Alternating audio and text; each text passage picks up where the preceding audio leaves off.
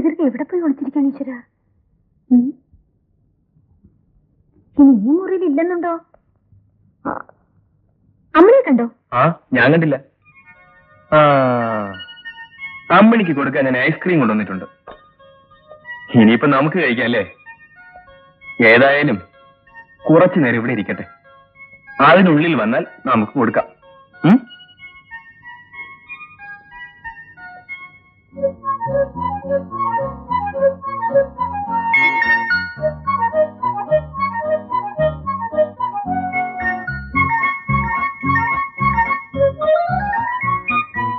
ഇനി ഇത് നമുക്ക് കഴിച്ചാലേ.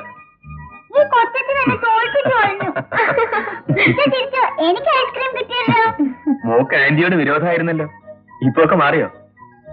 നല്ല ആന്റിയെ കൊച്ചാ, അവക്ക് കളിക്കാൻ പറ്റിയ ആന്റിയെ തന്നെ കിട്ടി. എടാ മോനെ, ഈ ആഴ്ച നീ വരുമ്പോ രാധയുടെ അച്ഛനെ പോയി കാണാന്ന് പറഞ്ഞിരുന്നില്ലേ?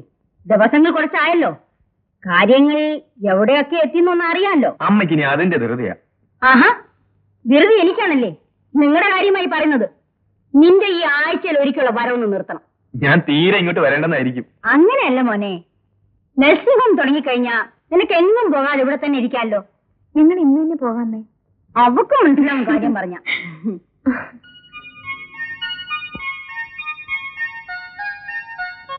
ഹലോ. ഹലോ, ഇരിക്കൂ. അച്ഛനെന്താ ഒരു വല്ലായ്മ?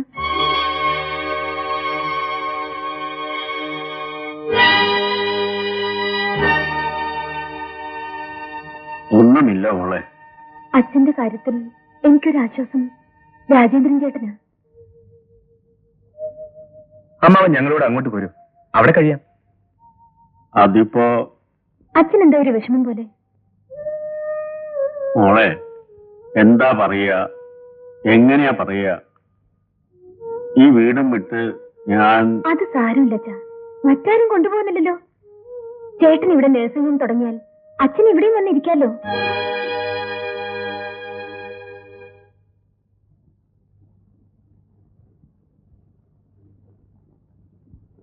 അതെ, മൊത്തം എത്ര മുറികളുണ്ട്? ചേട്ടൻ ശരിക്കും ഈ വീട് കണ്ടിട്ടില്ലല്ലോ. വരൂ, ഞാൻ കാണിച്ചു തരാം. വാ മോളെ.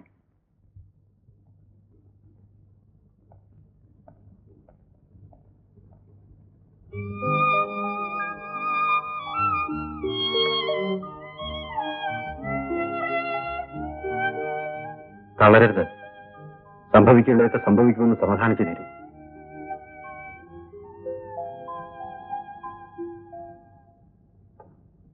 ഓ, എന്റെ വയറ്റിനകത്തൊരു ഡിസ്ലൊക്കേഷൻ. വിമലിന്റെ നഴ്സിംഗ് ഹോം തുടങ്ങിയാൽ ആദ്യം നിങ്ങളെ അവിടെ അഡ്മിറ്റ് ചെയ്യുക. അതിനെനിക്ക് രോഗമൊന്നുമില്ലല്ലോ. ഇങ്ങനെ ഇരുന്നിരുന്ന് നിങ്ങൾ മന്ദനായി പോയി. അത് ചികിത്സിച്ചാൽ മാറുന്നതാണോ?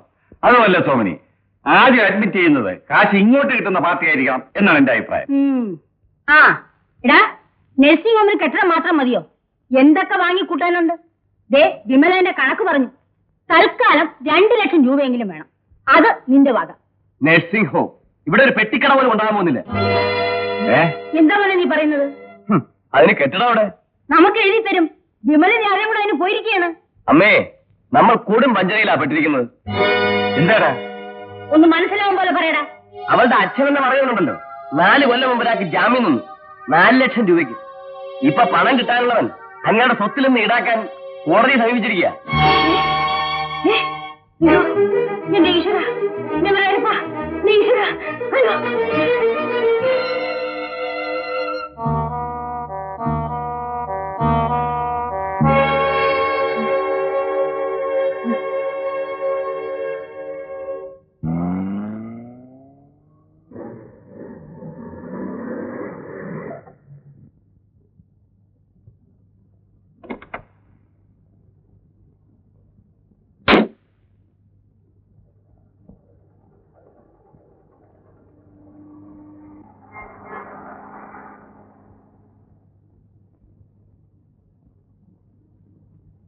അച്ഛാ, എന്താ മോളെ?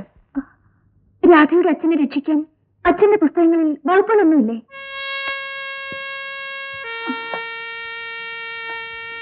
പറയൂ അച്ഛാ, അവളുടെ അച്ഛൻ ആകെ തകർന്നിരിക്കുക. സ്ത്രീധനത്തിന്റെ ഭ്രാന്തുള്ള വീട്ടില് ആ പാവം പണിയെന്ന് പെട്ടിരിക്കുന്നത്. എന്തെങ്കിലും ചെയ്തേ പറ്റൂ. ശിവശങ്കരൻ നായർ ജാമ്യം നിന്നാണ്. സ്വത്തിന്മേൽ അറ്റാച്ച്മെന്റുമായിപ്പോയി. ഇനി ഒന്നും ചെയ്യാനാവില്ല. അപ്പോൾ ജപ്തി ചെയ്ത സ്വത്തുക്കൾ ലേലത്തിൽ വിൽക്കും. ജാമ്യം നിന്ന തുക ആ കക്ഷിക്ക് നൽകി ബാക്കി ഒന്നുകിൽ കിട്ടും.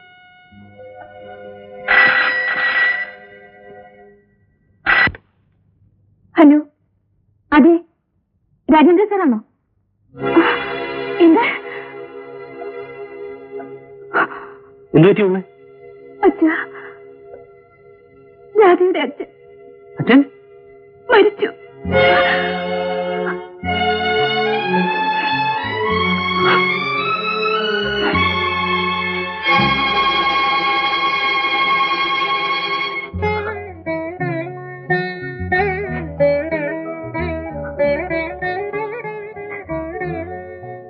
ആന്റി,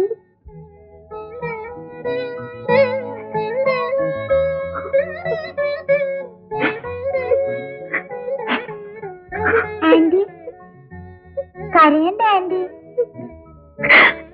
ഈ ആന്റിക്ക് ഇനി ആരുമില്ല മോള്.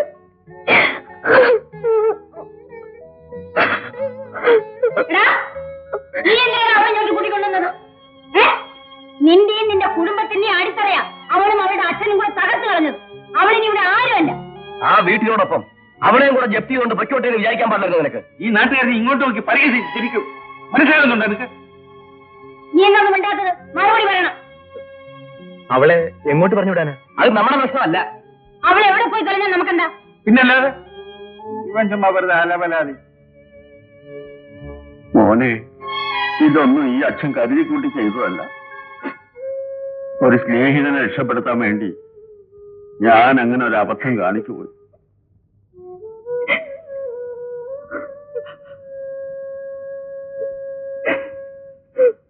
എന്റെ മകൾക്ക് ഇനി നീയല്ലാതെ ആരുമില്ല.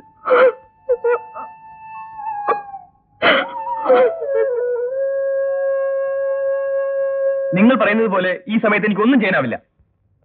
ഇവനെ അവനങ്ങ് മയക്കി എടുത്തിരിക്കുകയാണ്. എടേ, അവനെ പെറ്റി വളർത്തിയ തള്ളയാണ് ഞാൻ. ഇന്നലെ വന്നു കയറിയ നീ അവനെ തട്ടിയെടുക്കണമെന്ന് ഞാൻ സമ്മതിക്കില്ല. പ്രിയപ്പെട്ട അർച്ചനെ, ഇവിടുന്ന് നിന്നെ ഫോണിൽ വിളിച്ച് സംസാരിക്കുന്നത് ഇവർക്ക് ഇഷ്ടപ്പെടില്ലല്ലോ. അതുകൊണ്ടാണ് എഴുതുന്നത്. എനിക്കെന്റെ മനസ്സ് തുറന്ന് കാണിക്കാൻ നീ ഒരാളേ ഉള്ളൂ. ഞങ്ങൾ ഇന്നലെ കൊല്ലത്തേക്ക് പോയി. വിമലിന്റെ അച്ഛനും അമ്മയും ചേട്ടനും ഒരു വല്ലാത്ത മട്ടിലാണ് ഇപ്പോഴെന്നെ കാണുന്നത്. സ്നേഹം കൊണ്ട് അവരോടെടുക്കാൻ വിമൽ എന്നോട് പറയുന്നു. ഞാൻ അതിനുള്ള ശ്രമത്തിലാണ്. നിനക്ക് സുഖമാണല്ലോ? നിന്റെ ആരാധന.